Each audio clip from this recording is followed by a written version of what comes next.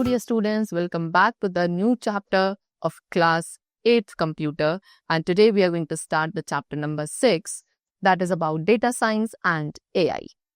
Okay, let's start and begin with it. First of all, we have the topic data science. What is it? It is an intelligent decision making process with the help of historical data.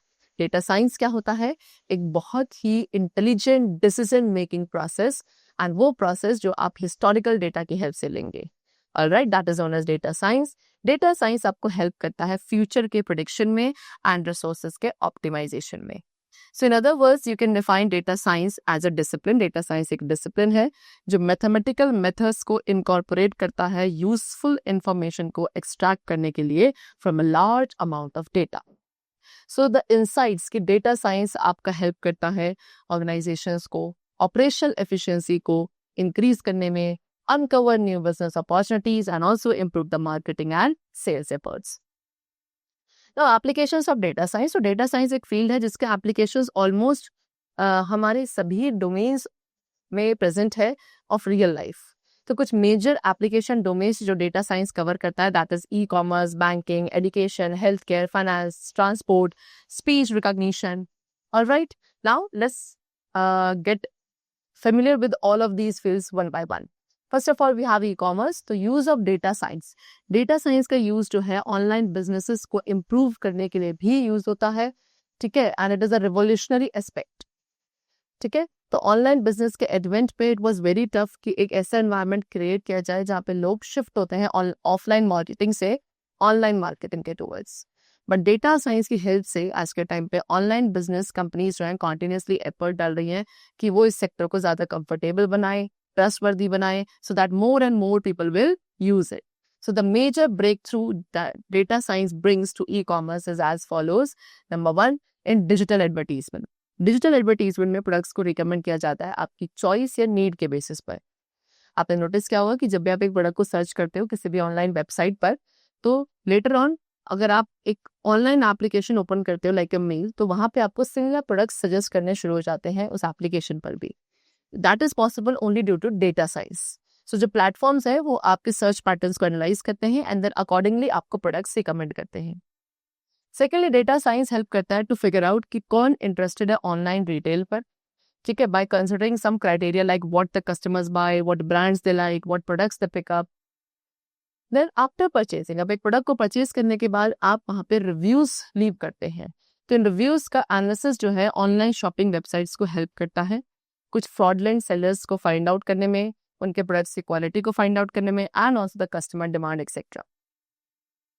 Then आपके previous buying patterns को observe करके उन्होंने other users के साथ compare करके data science आप एक new product को भी रिकमेंड करता है to the buyer.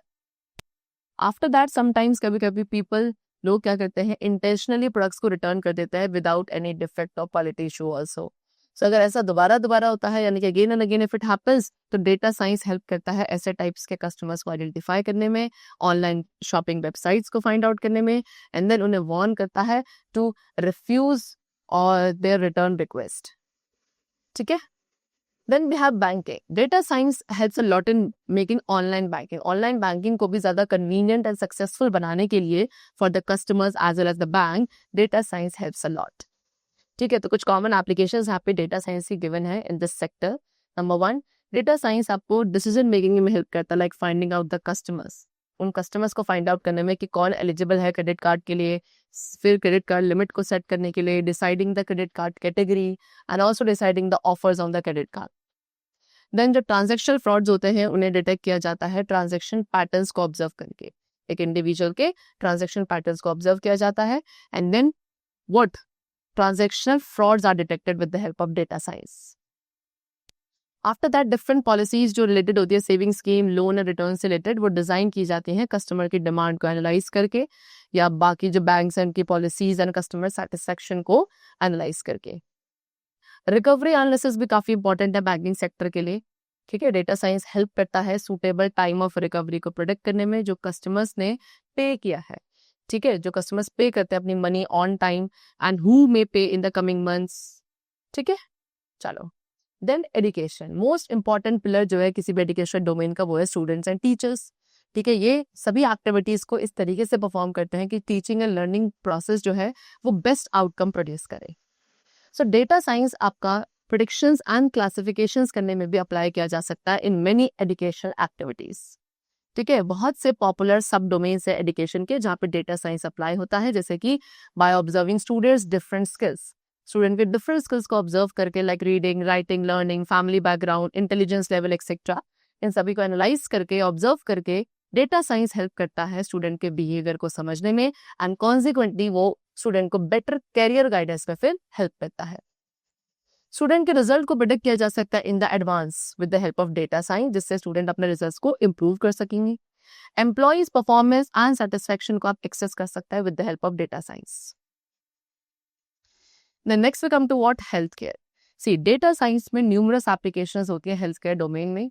Human health and का जो lifestyle है वो significantly improve होता है due to intelligent recommendations on the diet plans, healthy habits। तो data science इसके भी कुछ सब domains में apply होता है like medical images such as X-ray, MRI, CT scan, ये सभी data science की हेल्प से analyze किए जाते हैं एंड ये एनालिसिस हेल्प करता है डॉक्टर्स को एक डिजीज को डायग्नोस करने में, उसके सिम्टम्स को प्रेडिक्ट करने में एंड ट्रीटमेंट रिकमेंड करने में। देन डेवलपिंग न्यू ड्रग्स को डेवलप करना ये भी काफी कॉम्प्लेक्स प्रोसेस है। However different data science techniques को अप्लाई करना हिस्टोरिकल ड्रग डेटा पर, ये आप फास्टर कर सकते हैं। ऑलराइट, एक बहुत ही रीसेंट एग्जांपल है ड्रग डिस्कवरी का with the help of data science, that is discovery of कोविड-19 वैक्सीन। देन बहुत सारे वेयरेबल डिवाइसेस भी अवेलेबल है पर्सनल हेल्थ मॉनिटरिंग के लिए, जैसे कि फिटबिट। ठीक है, ये आपके ब्लड प्रेशर को मेजर करता है, डायबिटीज एंड हार्ट रेट को मेजर करता है। ये गैजेट्स डेटा साइंस मेथोडोलॉजीज का यूज करते हैं एंड देन उनके सिम्टम्स के बेसिस पर डिजीजेस को प्रेडिक्ट करते हैं। आफ्टर दैट बहुत सारी रोबोटिक बेस्ड मशीन्स है लाइक हेल्थ बोर्ड्स, जो हेल्थ केयर रिकमेंडेशंस प्रोवाइड करती हैं, डायग्नोसिस करती हैं। ये मशीन्स हेल्प करती हैं कॉम्प्लेक्स एंड रिमोट सर्जरीज में भी एज वेल, एंड ये सभी मशीन्स आपकी डेटा साइंस की हेल्प से ही डिजाइन करी गई। Alright, the next we come to finance. See, data science के एप्लीकेशंस से एक significant positive impact global economy पे भी देखा जाता है। ये डोमेन में क्या होता है, इस डोमेन में काफी सारा डेटा है जो एनालाइज किया जाता है to perform the following task. Number 1, decision making regarding industry launches, product launches, financial planning etcetera, ये सभी डेटा साइंस की हेल्प से होता है। डेटा साइंस रिस्क को एनालाइज करता है हिस्टोरिकल डेटा की हेल्प से। डिफरेंट कस्टमर्स में varying, random and instantaneous needs होते हैं एंड डेटा साइंस इन सभी कस्टमर नीड्स को समझता है एंड प्रेडिक्ट करता है in advance. Then transportation, data analytics better routes को फाइंड करने में हेल्प करता है, नेविगेटिंग ट्रैफिक, इंप्रूविंग सेफ्टी। कुछ और एप्लीकेशंस यहाँ पे आपको गिवन है डेटा साइंस की, like by applying data science, यानी कि जो इंफॉर्मेशन सेंसर्स के थ्रू सेंड की जाती है जो आपके व्हीकल्स पे इंस्टॉल्ड होते हैं, तो उसमें डेटा साइंस को अप्लाई करके ड्राइवर एंड व्हीकल सेफ्टी को आप एनहांस कर सकते हैं। सेकेंडली, जो सेल्फ ड्राइविंग कार है वो डिजाइन एंड ऑपरेट की जाती है रियल टाइम डेटा एनालिटिक्स की हेल्प से। एक व्हीकल का लाइव लोकेशन और रूट आप ट्रैक कर सकते हैं डेटा एनालिटिक्स की हेल्प से, जो कि चेन बिजनेस की सप्लाई को इंप्रूव करेगा एंड थेफ्ट एंड एक्सीडेंट्स को प्रिवेंट करने में हेल्पफुल होगा। Then we come to what, speech recognition. See, सभी एप्लीकेशंस जो हमने अभी प्रीवियस सेक्शन में डिस्कस करी है उसमें स्पीच रिकॉग्निशन एक बहुत ही important and useful role play करती है। ठीक है, जो एबिलिटी है कंप्यूटर्स और मशीन की कि वो स्पोकन वर्ड्स को इंटरप्रेट कर सकते हैं, that is only what is known as speech recognition. This means आप इंस्ट्रक्शन देते हो कंप्यूटर का बाय स्पीकिंग, एंड ये सभी फैसिलिटी, इस फैसिलिटी का हम सभी यूज करते हैं जब हम यूट्यूब और गूगल पे कोई भी पर्टिकुलर फील्ड के रिगार्डिंग सर्च करते हैं। उसके अलावा आप इसको यूज कर सकते हैं to type text also on the mobile phones and computers, play games, make purchases and also perform a variety of other task.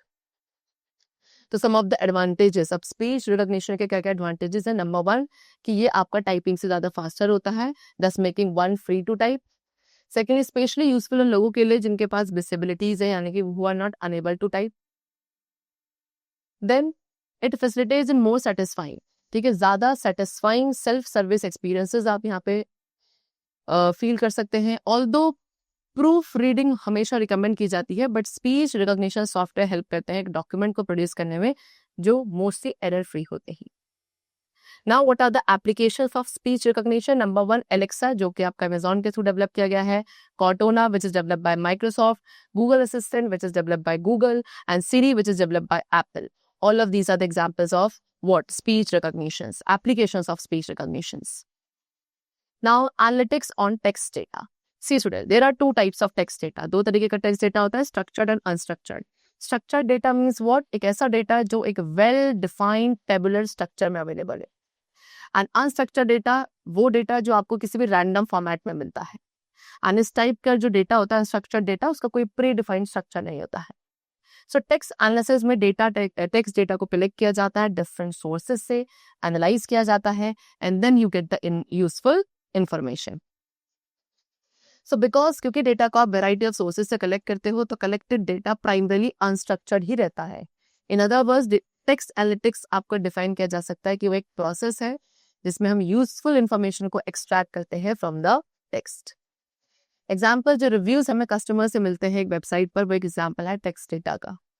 ठीक है, अब यहाँ पे आपको कुछ reviews you can generate from the following inference. Alright, चलो. जैसे कि what feedback do the customers give on a particular product, are the customers liking और disliking the product and which product is the most popular. तो यहाँ पे जो generated inference या information है वो हेल्प करेगी इन डिसाइडिंग कि कौन सा प्रोडक्ट आपका कॉन्टिन्यूसली सेल किया जाना चाहिए, कौन सा सेलर ज्यादा अच्छे प्रोडक्ट सेल कर रहा है, एंड कौन सा कस्टमर ट्रस्टवर्दी है, and so on. Now the techniques. Text data analytics के लिए क्या क्या टेक्निक्स है, तो वो टेक्निक्स को हम डिवाइड करते हैं 3 कैटेगरीज में. That is natural language processing, data mining, information retrieval. First of all let's come to natural language processing, that is NLP. So NLP means what? Understanding and generating natural language, which means ऐसी languages के साथ deal करना जो living beings की होती है. तो NLP एक मशीन लर्निंग टेक्नोलॉजी है जिसके थ्रू कंप्यूटर्स टेक्स्ट को इंटरप्रेट एंड एनालाइज करते हैं in the same way that human do.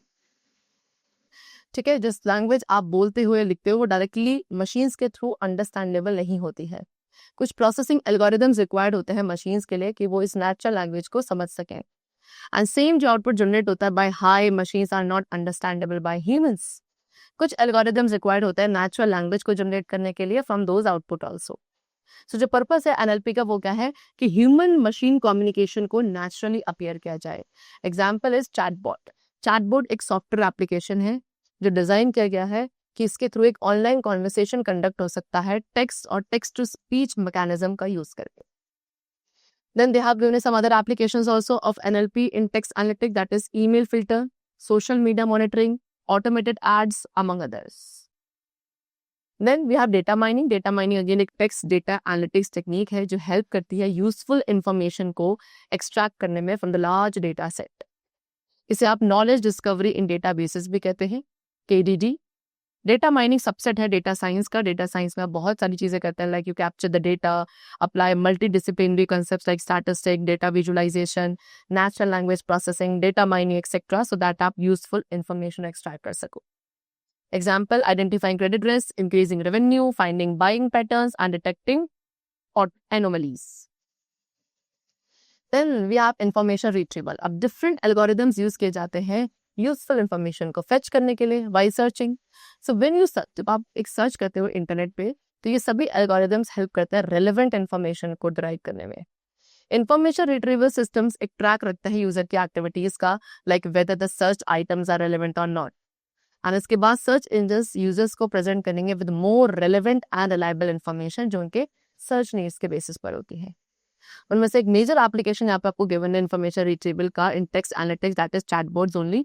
Chatbots again text patterns, language and other factors को एनालाइज करते हैं एंड एप्रोप्रिएट रिस्पॉन्स जनरेट करते हैं कस्टमर्स की रिक्वेस्ट पर.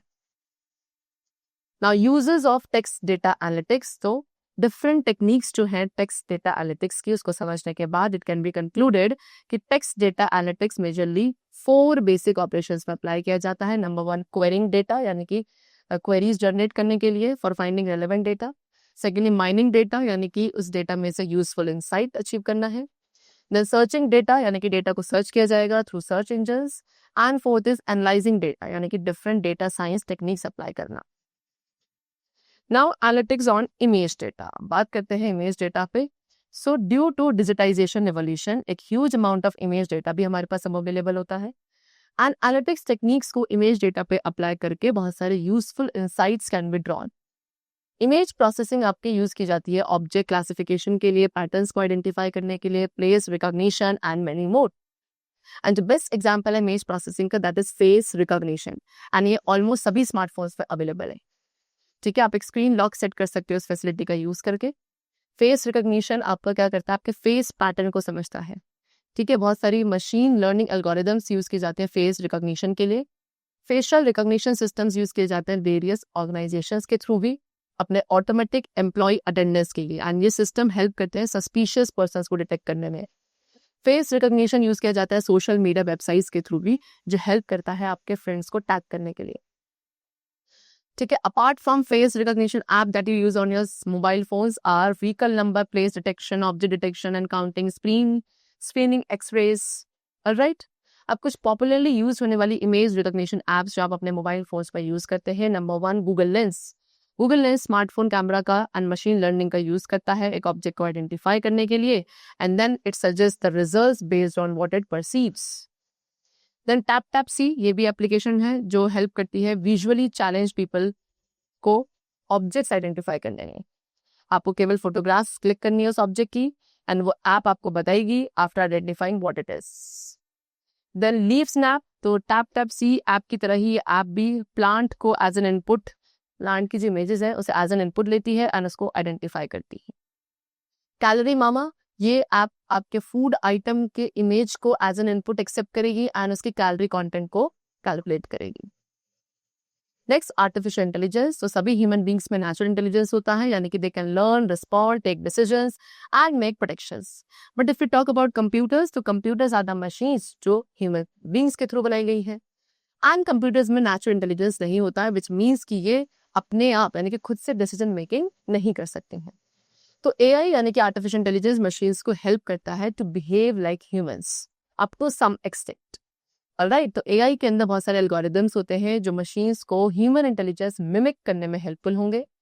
मशीन लर्निंग एक सब डोमेन है एआई का. इस टेक्निक में मशीन्स ट्रेनिंग डेटा की हेल्प से लर्न करती हैं एंड इट इज अज्यूम कि हर एक इटरेशन के साथ, ट्रेनिंग के हर एक इटरेशन के साथ जो मशीन की परफॉर्मेंस है वो इम्प्रूव हो जाती है for the given task. Let us understand it with the help of an example. एक बच्चा है जो इंग्लिश अल्फाबेट को लर्न करना है by seeing and writing them again and again. It means कि वो ट्रेनिंग एंड एक्सपीरियंस से लर्न कर रहा है. सिमिलरली मशीन लर्निंग में भी एक मशीन डेटा की हेल्प से लर्न करती है. यहाँ पे डेटा हेल्प करता है in training and playing the role of experience. अब मशीन लर्निंग के अंदर बहुत सारे मेथड्स होते हैं जो ट्रेनिंग प्रोवाइड करने के लिए यूज होते हैं एंड मशीन्स को इंटेलिजेंट बनाते हैं. उनमें से एक मेथड जो मशीन्स को हेल्प करता है लर्न करने में, that is artificial neural network. ये मेथड ह्यूमन ब्रेन की वर्किंग को साइमुलेट करता है एंड एक सब डोमेन है मशीन लर्निंग का, that is known as deep learning. And ये डीप लर्निंग बेस्ड है आर्टिफिशियल न्यूरल नेटवर्क मेथड्स पर. So in a broad sense you can say कि deep learning is a subset of machine learning. Alright, चलो. Then purpose of AI. अब main purpose जो है AI का वो कुछ स्पेसिफिक डोमेन में लाई करता है. Number 1, logical reasoning. तो लॉजिकल रीजनिंग मोड है ऑफ थॉट जिसमें फैक्ट्स का यूज करते हैं कंक्लूजन तक पहुंचने के लिए. Example is finding the text number in a series. तो यहाँ पे एआई कंप्यूटर्स को हेल्प करेगा डिसीजन मेकिंग में जब लॉजिकल रीजनिंग पर बेस्ड होती है. देन कुछ लॉजिकल रीजनिंग बेस्ड प्रॉब्लम्स जो एक कंप्यूटर सॉल्व कर सकता है, दैट इज स्विचिंग ऑन और ऑफ अ फैन और AC which is based on room temperature and understanding the customer demand by analyzing historical data. Second, knowledge representation. तो knowledge representation भी part है AI का जो रिस्पॉन्सिबल है information को represent करने के लिए about the real world in such a way कि कंप्यूटर उसे कॉम्प्रिहेंड एंड यूज करके जो कॉम्प्लेक्स रियल वर्ल्ड प्रॉब्लम्स है उन्हें सॉल्व कर सके, like diagnosing a medical condition और communicating with the humans in natural language. ठीक है, they have given in applications of knowledge representation that is including identifying a fraud. ठीक है, fraud को आइडेंटिफाई करना और अ व्हीकल जो ट्रैफिक रूल को वायलेट कर रहा है. ठीक है, चलो. Then planning and navigation. Task को सक्सेसफुली एग्जीक्यूट करने के लिए planning is essential. For example, self driving car में सोर्स, डेस्टिनेशन एंड पाथ ये वेल प्लान्ड होते हैं एंड देन कार उस प्लान्ड पाथ पे ही नेविगेट करती है. नेचुरल लैंग्वेज प्रोसेसिंग ये भी एक बहुत इंपॉर्टेंट गोल है एआई का, जिसमें ह्यूमन लैंग्वेज को प्रोसेस किया जाता है जो कि आपकी टेक्स्ट फॉर्म में या स्पीच फॉर्म में इसी में भी हो सकती है. Example, understanding a prescription, voice search at Google, voice typing etcetera. Then perception, जो नेक्स्ट गोल है एआई का, वो है मशीन्स को अपने एनवायरनमेंट के साथ इंटरेक्ट करवाना। तो मशीन्स यहाँ पे एबल हो जाते हैं कि वो एनवायरनमेंट को सेंस करके रिएक्ट करती हैं, जैसे कि ह्यूमंस रिएक्ट करते हैं, ठीक है, by sensing through their 5 sense organ, example robotics, self driving cars etcetera.